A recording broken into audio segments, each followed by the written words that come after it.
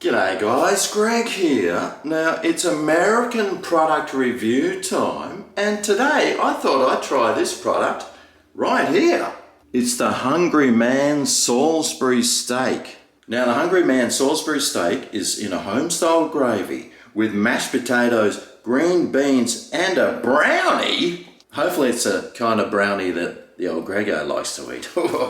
Now, this will set you back about $4.79 American, which is about $7.40 Australian, and it weighs 454 grams or 16 ounces. 16 ounces? Well, that'd be about $4,200 US if you were buying something else. Now, the picture on the front of the pack looks pretty good. You can see all the ingredients there, and on the back it sort of tells you some other stuff. But it does say Salisbury steak. I am wondering how much steak is actually in it. Well, let's find out. Oh, now the writing on the back's a little bit small. It's a bit hard to read, but the first one says gravy with a whole lot of words. Then it says cooked Salisbury steak patty, but it doesn't tell you what percentage of that is what. And then it's just got mashed potatoes, green beans and brownies, but no percentages. So in the US, it makes it a little bit more difficult to really understand what percentage of what is what. Now, it doesn't look the most healthy meal in the world, but let's check out its nutritional facts. Well, here it only gives you the daily values. Total fat 40%, ooh. Cholesterol 23%, oh, that's good. Sodium 73%? Crikey! And total carbs is only 19%, with protein 32%. It's 560 calories out of 2,000 calories for your average daily intake. So that means you could have nearly 4 of these every day and still have a body. Like the old Grego! But who cares about nutrition when you're starving to death and you're a hungry man? So it's sounding pretty interesting. But anyway, how about we crack it open out of the box and see what it looks like. Right.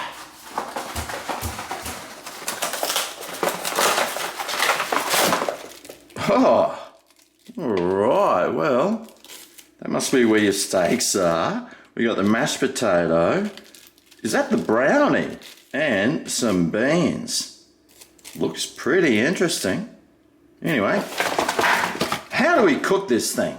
Well, conventional oven, preheat it to 350 Fahrenheit. Remove film from brownie, slit film over steaks, cook on a baking sheet in the center of the oven for 40 to 45 minutes. That sounds way too complicated. I think I'm just going to use the microwave. Remove film from brownie, slit film over steaks, cook on high for 4.5 minutes. Carefully remove brownie with a fork set aside, stir potatoes and rearrange steaks and recover film. Cook for additional 4 minutes. Check that the food is cooked thoroughly. Handle carefully, it's hot.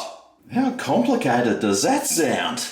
Anyway, just need to, I'm guessing, just poke a few holes there. But over the brownie, well, it doesn't tell you which one's the brownie. I'm just guessing it's this one.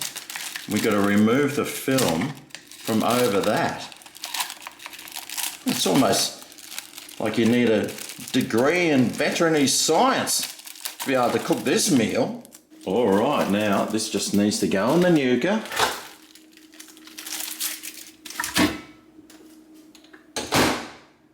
For 4.5 minutes.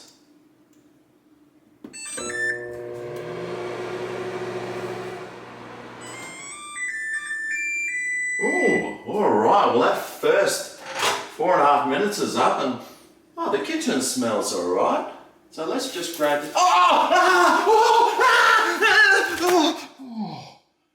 Right. Wow, you can see the brownie there. That's popped up nicely. Now, it did say that I had to pull the brownie out. Right. Okay, well, it seems to be cooked all right. Put that there. And with the rest of it, I need to stir this, except now this has got brownie all over it, so I'll just take that off. Oh, okay. I see. Yeah, it's just still a little bit frozen there. Mix that through. And it did say readjust your Salisbury steak, so I might just give them a flip. And these beans, well, probably won't be eating most of those anyway. Right. All right, so now this just goes back in the nuker for another 4 minutes. Okay. Put it off to one side. Dial. And 4 more minutes. Alright, well that's ready now. So, oh, it's really bubbling now. I'll just grab... Oh! No! It burns! Right. Well, it is bubbling away a bit. What I'll do is remove this plastic and let it cool down before I tuck on in.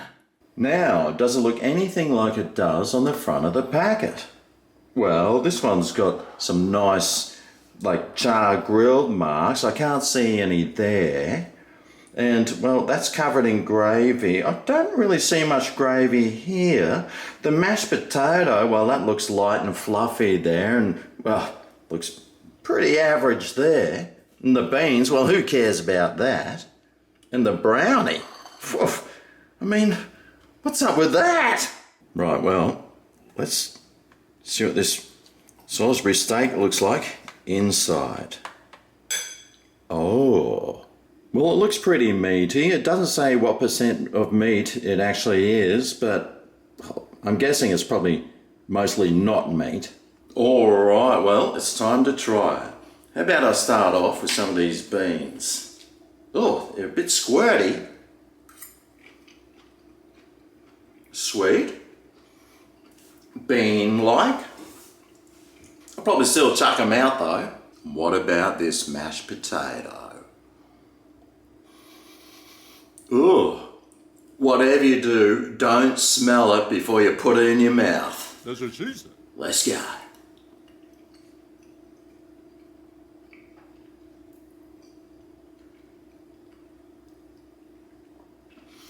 Super gluggy.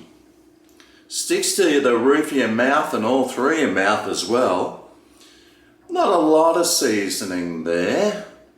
No real buttery flavour, more like water flavoured.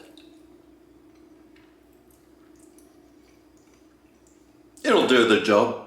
And what about this Salisbury steak? I'll get a big scoop with gravy on it.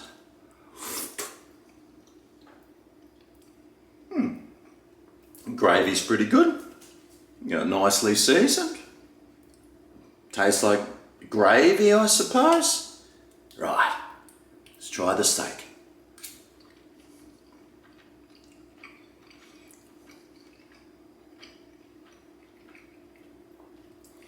It's pretty soft. You probably wouldn't be able to suck it through a straw, but if you tried hard enough, you probably could. It tastes meaty. Flavour's alright. It's edible. I'm sure maybe mixed in with some mashed potato in the gravy. Maybe throw a bean in. Grab some steak and gravy and mash and beans. It should taste alright.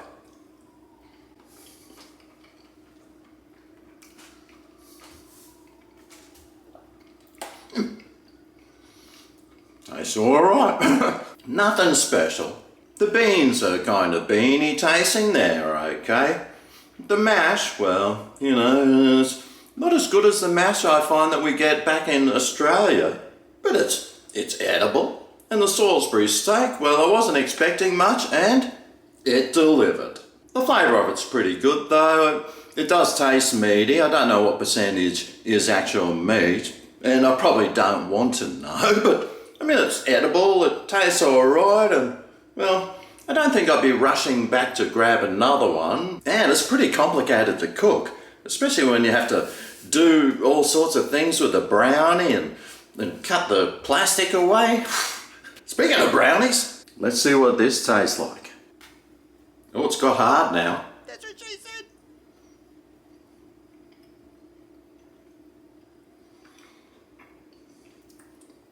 Bit chewy, very chewy. Sticks to the top of your mouth, sticks inside your mouth. I can imagine what it's doing on its way down, but there's a little bit of fluffiness there, and it's not the best tasting thing I've had. Although it's not the worst. And if you didn't like it, you could just chuck it straight in the toilet and, well, cut out the middleman. But altogether, this meal was, pretty average. All up, it was a pretty average meal. The flavours weren't that great, and I don't think I'd be getting another one of these again.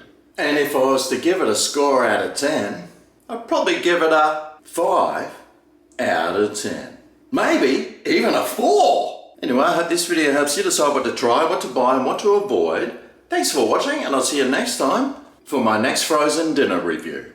See you then. Ooh yeah, this is Greg's Kitchen, where the reviews are finger licking.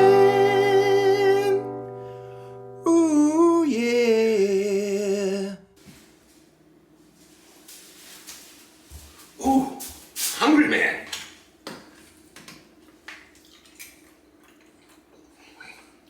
Gee, that's a bit rough. You can definitely taste the sawdust and the despair. Man, if I can keep this down, I'll be doing all right.